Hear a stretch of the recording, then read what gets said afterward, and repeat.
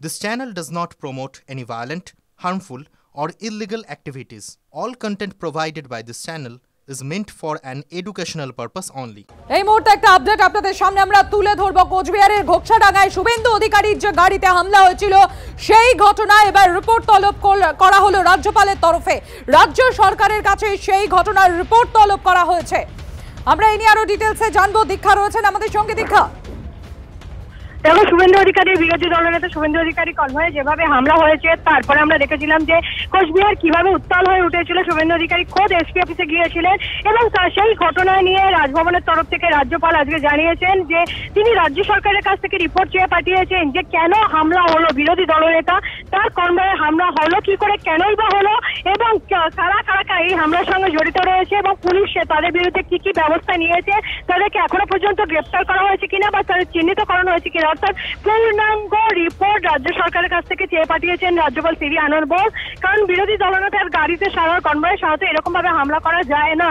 তারপরেও আমরা দেখেছি সেদিন কিভাবে হামলা হয়েছে কনভয়ে, আর সেই নিয়ে রাজ্যপাল আজ অসন্তোষ প্রকাশ করেছেন এবং রাজ্য সরকারের কাছ থেকে একটা পূর্ণাঙ্গ রিপোর্ট চেয়েছেন যে কারা করেছে, তাদের চিহ্নিতকরণ কিভাবে হয়েছে, হয়ে থাকলে তাদের বিরুদ্ধে কি ব্যবস্থা নেওয়া হয়েছে, তাদেরকে গ্রেপ্তার করা হয়েছে কিনা এই পূর্ণাঙ্গ রিপোর্টই চেয়ে পাঠিয়েছেন রাজ্যপাল। ধন্যবাদ দীক্ষা। আপনাদের আরো একবার জানাবো, শুভেন্দু অধিকারীর গাড়িতে হামলা কোচবিহারের ঘোকসাডাঙ্গায়। আপনাদের মনে থাকবে মঙ্গলবার 6ই আগস্ট সেই দিন হামলা চালানো হয় কোচবিহারের ঘোকসাডাঙ্গায় এবং এমনই অভিযোগ ওঠে এবং সেই ঘটনায় পরে শুভেন্দু অধিকারী তিনি এসপি অফিসে যান, তিনি অভিযোগও দায়ের করেন। গোটা ঘটনার রিপোর্ট এবার তলব করা হলো রাজ্যপাল সিভি আনন্দ বোসের তরফে। রাজ্য প্রশাসনের কাছে এই ঘটনার ডিটেইলস রিপোর্ট তলব করা হয়েছে। আপনারা দেখতে পাচ্ছেন সেই ছবি আপনাদের সামনে তুলে ধরছি। গত 6 তারিখ অর্থাৎ মঙ্গলবার কোচবিহারের ঘোকসাডাঙ্গায় যেখানে শুভেন্দু অধিকারীর গাড়ির উপর হামলা হয়, কনভয় হামলা হয়, সেদিনকার ছবি এবং তার পাশাপাশি আজকের ছবিটাও আপনাদের সামনে আমরা তুলে ধরছি। দিনহাটায় আবারও আক্রান্ত বিজেপি।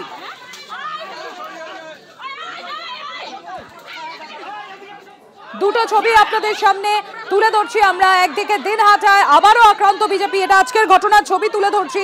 অপরদিকে গত 6ই আগস্ট মঙ্গলবার শুভেন্দু অধিকারীর গাড়ি কনভয় যখন যাচ্ছিল কোচবিহারের ঘোকসাডাঙ্গায়, সেখানে তৃণমূল কংগ্রেসের কর্মী সমর্থকরা তারা বিক্ষোভ দেখাচ্ছিলেন এবং সেই সময় গাড়ির উপর কনভয়ের উপর হামলা চালানো হয় বলে অভিযোগ করা হয়।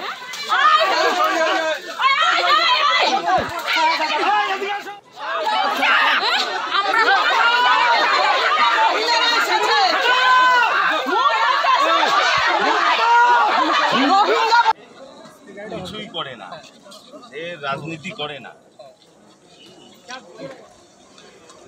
বিশ্বজিৎ বর্মনের নাম, বাউল শিল্পী।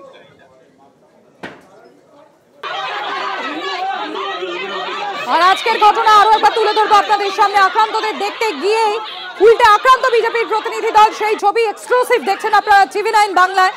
দিনহাটে আক্রান্ত দলীয় কর্মীদের দেখতে গিয়ে বাধার মুখে বিজেপির প্রতিনিধি দলকে বাধার মুখে পড়তে হয়, তাদেরকে বাধা দেওয়া হয়। তৃণমূলের বিরুদ্ধে মুখে কাপড় বেঁধে লাঠি নিয়ে তাড়া করার অভিযোগ ওঠে। অভিযোগ অস্বীকার করেছে তৃণমূল কংগ্রেস এবং তাদের তরফ থেকে দাবি করা হচ্ছে যে গ্রামবাসীরা তারা এতটাই ক্ষুব্ধ যে তারাই এই ঘটনা ঘটিয়েছে।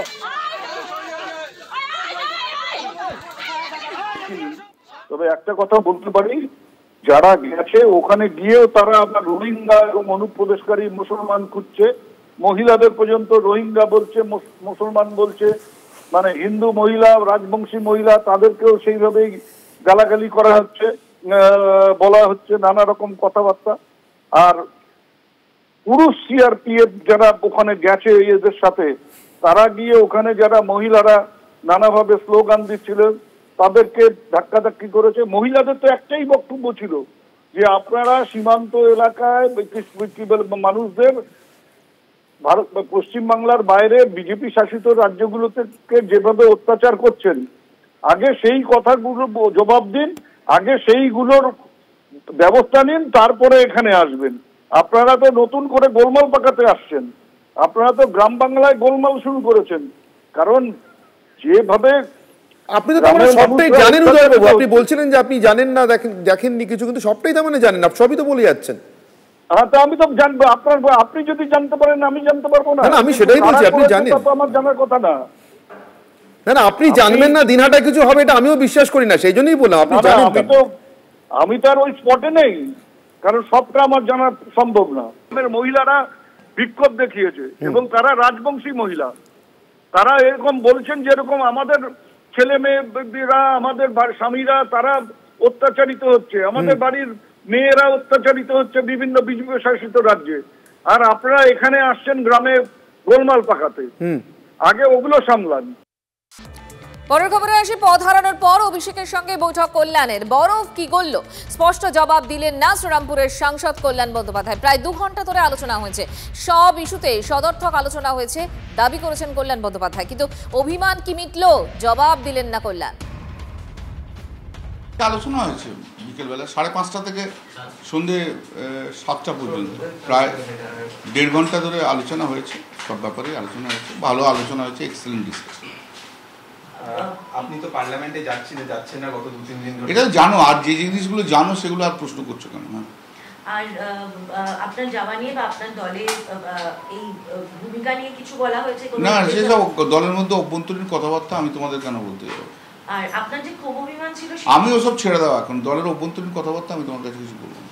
কিন্তু আপনি একটা জিনিস বললেন যে সদর্থক আলোচনা, ভীষণ ভালো আলোচনা হয়েছে, excellent discussion within a very good ambience, খুব ভালো ডিসকাশন। কালকে উনিও বলছিলেন যে আপনি অত্যন্ত সিনিয়র, তো আপনার সঙ্গে উনি কথা না ও খুবই রেসপেক্ট দিয়ে কথা বলেছে, খুব ভালো আলোচনা হয়েছে, উনি খুব ভালো আলোচনা, সব কিছুই আলোচনা হয়েছে, সব প্রসঙ্গ আলোচনা হয়েছে, ভালো আলোচনা। মুখ্যমন্ত্রীর সাথে কোনো কথা হয়েছে? এসব কথা আমি তোমাকে বলতে যাবো কেন? কেন যাচ্ছি না সেটা আগেও বলেছি, একই কথা বারবার কথা বলবো।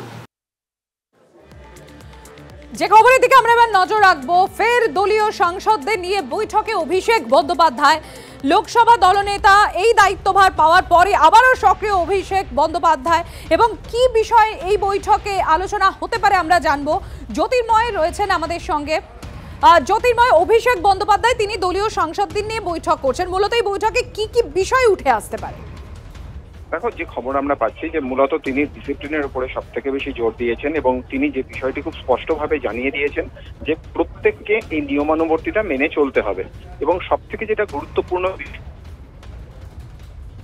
জ্যোতির্ময়, তোমার কথা শোনা যাচ্ছে না, আরেকবার যদি বলো। শোনা যাচ্ছে আমার কথা? হ্যাঁ, এবার স্পষ্ট। দেখো, অভিষেক বন্দ্যোপাধ্যায় আজকের বৈঠকে নিয়মানুবর্তিতার উপরে অত্যন্ত জোর দিয়েছেন। তিনি স্পষ্টভাবে যে কথা জানিয়ে দিয়েছেন যে প্রত্যেক পার্লামেন্টেরিয়ানকে ডিসিপ্লিন মেনে চলতে হবে, সংবাদ মাধ্যমের সামনে অযথা যে কোনো প্রশ্নে যেন কেউ কোনো মুখ না খোলে সে বিষয়ে কড়া নির্দেশ দেওয়া হয়েছে। এর পাশাপাশি কয়েকটি নিয়ম তিনি বেঁধে দিয়েছেন। তিনি জানিয়েছেন যে তিনি লোকসভায় বা তিনি পার্লামেন্টে উপস্থিত থাকুন বা না থাকুন, প্রত্যেক দিন 11টা থেকে সেশন শুরু হয়, তার অন্তত 15 মিনিট আগে পার্লামেন্টের ভেতরে পৌঁছে যেতে হবে। 10:45 থেকে 11টা পর্যন্ত প্রত্যেক দিন প্রত্যেক পার্লামেন্টেরিয়ানকে যে পার্টি অফিস রয়েছে সেই পার্টি অফিসে এসে বৈঠকে যোগ দিতে হবে। যদি তিনি নিজে উপস্থিত না থাকেন তাহলে সেক্ষেত্রে ডেপুটি লিডার হিসেবে শতাব্দী এবং তার পাশাপাশি মুখ্য সচেতক হিসেবে মূলত সিনিয়র সাংসদ হিসেবে কাকলি ঘোষ দস্তিদার তিনি এই বৈঠক করবেন, এবং সারাদিন তৃণমূল কংগ্রেস কোন পরিকল্পনায় চলবে সেটা বুঝিয়ে দেবেন কাকলি ঘোষ দস্তিদার এবং শতাব্দী রায়, এবং অভিষেক বন্দ্যোপাধ্যায় এদের দুজনকে প্রয়োজনীয় নির্দেশ প্রত্যেক দিন হাউস চলাকালীন দিয়ে দেবেন। ধন্যবাদ জ্যোতির্ময়।